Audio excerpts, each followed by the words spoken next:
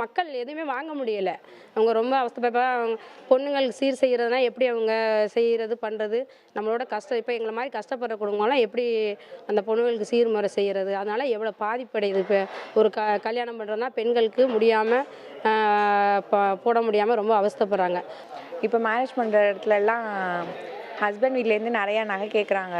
ஆனால் இவ்வளோ ஒரு நாள் 2 நாள்லேயே 8000 10,000 இது மாதிரிலாம் ஏறிட்டு இருந்துச்சுன்னா நகை பர்சன்னால் வாங்க முடியாது. அப்போ கஷ்டப்படுற ஃபேமிலியில் நகையை நினச்சி கூட பார்க்க முடியாது. இது ரொம்ப தாங்கிக்கிறக்கூடிய இதே கிடையாது. சாமானிய மக்கள்லாம் எப்படி தான் வாழ்கிறது, எப்படி தான் பிள்ளைகளை கட்டி கொடுத்து கரையேற்றுறது, ஒன்றுமே புரியலை. சூழ்நிலை எப்படி போகுது அப்படிங்கிற நிலவரங்களே புரிய மாட்டேங்குது. பாவம்.